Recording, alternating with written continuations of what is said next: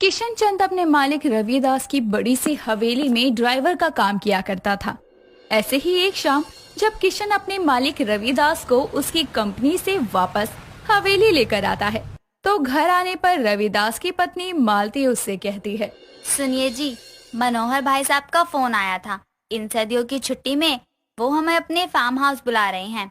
कह रहे थे कुछ समय दोनों परिवार साथ में बिताएंगे। उनका फार्म हाउस तो दूर है और इतनी दूर के सफर पर जाएंगे तो एक दो दिन में तो वापस नहीं आएंगे। ऐसा करते हैं 2 हफ्तों के लिए चलते हैं, बच्चे भी खुश हो जाएंगे।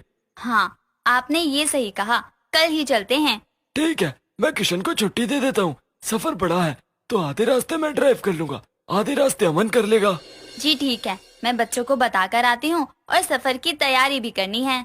मालती अपने सफर की तैयारी करने और बच्चों को इस सफर के बारे में बताने जाती है, तो दूसरी तरफ रविदास अपने ड्राइवर किशन को 2 हफ्ते की छुट्टी का बोल देता है, जिस पर शाम के समय किशन घर आकर अपनी पत्नी सोमवती से कहता है, अरे भाग्यवान सुनती हो, मुझे 2 हफ्ते की छुट्टी मिली है।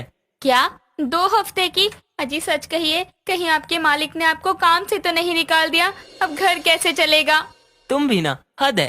अरे जब मैंने बोला छुट्टी दी है तो तुम काम से निकलने वाली बात क्यों करती हो? वो उनको अपने परिवार के साथ अपने बड़े भाई साहब के घर जाना है, दूर सफर पर, तो हमको छुट्टी दे दी। अच्छा, ये तो अच्छी बात है। वैसे भी आपको कहाँ ही अपने परिवार के साथ समय बिताने को मिलता है। मैं क्या कह रही थी, जब अब आपकी छुट्टियाँ पड़ ही गई हैं, तो क्यों ना हम गांव चले, अम्मा जी के पास कुछ दिन रह लेंगे। गुड्डी भी खुश हो जाएगी अपनी दादी से मिलकर। सही कहा तुमने, हमारा भी मन है अम्मा जी से मिलने का, लेकिन दूर का सफर है, पहले तैयारी करनी पड़ेगी। आप चिंता मत करो, मैं कर लूंगी सारी तैयारी। किशन भी अपने परिवार के साथ एक लंबे सफर पर जाने की तैयारी करता है। अगले दिन की शुरुआत होती है। एक तरफ मालती अपने और अपने परिवार के कपड़े अलग अलग सूटकेस में डालकर पैक कर रही थी, तो वहीं सोमवती अपने सारे परिवार के कपड़े एक ही गठरी में बांध रही थी। हवेली में मालती को सूटकेस पैक करते देखकर रविदास उससे कहता है, अरे मालती, तुम ज्यादा कपड़े मत डालना। वहाँ का मौसम कैसा है कैसा नहीं हमें क्या पता, इसलिए कुछ जरूरत होगी तो हम वहीं कुछ कपड़े खरीद लेंगे। क्या यहाँ से लेकर जाएं? ये भी ठीक है, फिर इस हिसाब से तो सारी पैकिंग हो गई। वहीं सोमवती को गठरी में कपड़े बांधते देखकर उसकी बेटी गुड्डी और पति बोलते हैं, माँ जरा गर्म कपड़े भी निकाल लेना, अम्मा जी के घर पे बहुत ठंड लगती है, और सफर के लिए कंबल भी रख लेना। हाँ, लंबा सफर है, कुछ भी रह न जाए वरना दिक्कत हो जाएगी। और खाने का क्या इंतजाम है? खाने के लिए हम पकोड़े, पराठे, भाजी बनाने की तैयारी कर रहे हैं। बाकी मीठे में लड्डू बनाए हैं, अम्मा जी को पसंद है। रास्ते में हम खा भी लेंगे और बाकी के उनके लिए ले जाएंगे। अरे वाह माँ, अब हुई ना सफर की असली तैयारी। सोमवती सारे कपड़े और सामान गठरी में बांध देती है, जिसके बाद वो सफर के लिए खाना बनाने जाती है। तो वहीं मालती अपने बच्चों को आवाज देकर बुला कर कहती है, रिया और अमन, बेटा जल्दी से नीचे आकर नाश्ता कर लो, फिर हमें निकलना भी है। मालती के दोनों बच्चे एकदम नॉर्मल से कपड़े पहनकर नीचे नाश्ते की टेबल पर आते हैं और एक एक ब्रेड और जूस का ग्लास लेकर नाश्ता करने बैठते हैं। कुछ देर में रविदास भी नाश्ता करने आता है और सभी नाश्ता करने के बाद निकलने के लिए तैयार होते हैं। तभी रविदास बोलता है, मालती जी, आपने कुछ खाने पीने का तो पैक नहीं किया ना? नहीं जी, और वैसे भी रास्ते में इतने रेस्टोरेंट पड़ेंगे, जब भूख लगेगी तो कहीं रुक कर खा लेंगे। हाँ, मैं भी यही कहने वाला था। अमन बेटा, चलो सामान गाड़ी में रखवाओ, फिर निकलते हैं हम। वैसे अच्छा है हम सबने कंफर्टेबल कपड़े पहने हैं, लंबा सफर है। हाँ जी, सही कहा, ये ट्राउजर तो मैं सफर के लिए ही लाई थी। खैर अब चलो, अमन बेटा रखो सामान गाड़ी में। अमन 4 छोटे छोटे सूटकेस उठाकर गाड़ी में रखता है, जिसके बाद पूरा परिवार गाड़ी में बैठता है और सभी निकल जाते हैं एक लंबे सफर के लिए। वहीं किशन सारे सामान को अपने कंधे पर टांगे घर के बाहर खड़े होकर अपनी पत्नी और बेटी को आवाज लगाकर बुलाता है, अरे भाग्यवान और गुड्डी बिटिया आ जाओ, बस छूट जाएगी तो शाम को आएगी सीधा, उसके बाद ट्रेन भी पकड़नी है। किशन की पत्नी एक चटक मटक सी साड़ी पहने घर से बाहर आती है और बेटी भी एक चमकदार सूट पहने अपनी माँ के साथ निकलती है, जिस पर सोमवती गुड्डी को खाने का बड़ा सा झोला पकड़ाते हुए कहती है, ले बेटी, खाने का झोला सीधा पकड़ियो, लस्सी रखे हैं रास्ते के लिए, गिर जाएगी वरना। हम ताला लगाते हैं घर में। सोमवती घर को ताला लगाकर अपने पति किशन के पास जाती है और बोलती है, चलिए, अच्छा जरा 1 मिनट, ये चाबी मधु बहन को दे आए, उनके घर में से कोई सो जाएगा 1-2 हफ्ते, ऐसे घर खाली थोड़ी छोड़ना चाहिए। जाओ जल्दी देकर आओ।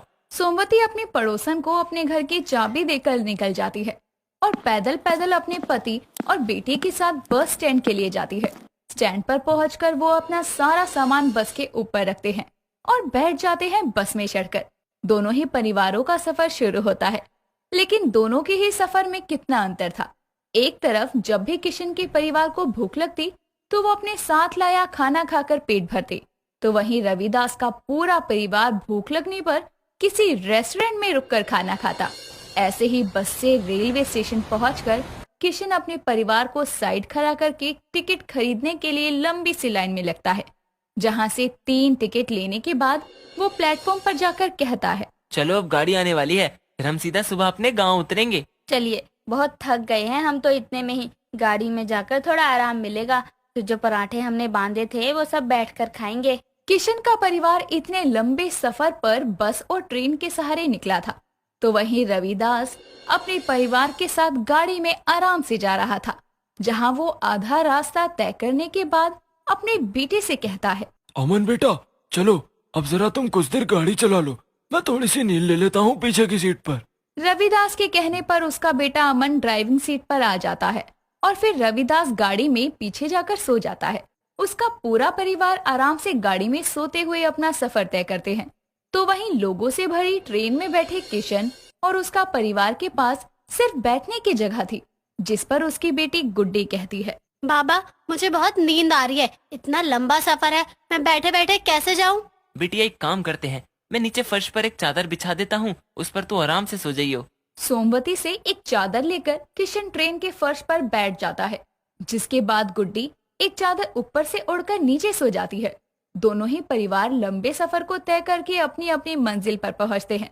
किशन अपनी अम्मा जी से मिलता है और उसके पैर छूकर आशीर्वाद लेता है, तो वहीं रविदास अपने भाई के फार्म हाउस पर पहुंचता है और सभी से गले मिलकर अपने अपने सफर के बारे में बताता है। दोनों ही अपने अपने रिश्तेदारों के 2-2 हफ्ते बिताते हैं और फिर एक लंबा सफर तय करके वापस आ जाते हैं। और जब अपने गांव से आने के बाद किशन अपने काम पर अपने मालिक के पास आता है, तो वहाँ रविदास किशन से कहता है, अरे किशन, मैंने तुझे कल आने को बोला था काम पर, तो तू एक दिन लेट क्यों आया है? वो मालिक, हम भी जरा अपने गांव सफर पर निकल गए थे इन छुट्टियों में, तो ट्रेन रद्द होने की वजह से एक दिन देरी से आए घर, माफ करना। अरे कोई नहीं, और कैसा रहा सफर? बस मालिक, गरीब का सफर थकान भरा होता है। आप बताइए, अच्छे से घूम आए ना आप सब? हाँ, आराम से गए, आराम से आए। बच्चे भी खुश हो गए इस 2 हफ्ते के वैकेशन से। अच्छा चलो, अब कुछ देर में ऑफिस के लिए निकलना है, गाड़ी धो लो जरा, जब तक मैं तैयार होकर आता हूँ। जी मालिक। गरीब और अमीर दोनों के ही सफर में भले ही समानता ना हो, लेकिन सफर की यादें दोनों के लिए ही खास होती हैं। इसी के साथ इस कहानी का सफर भी यहीं खत्म होता है।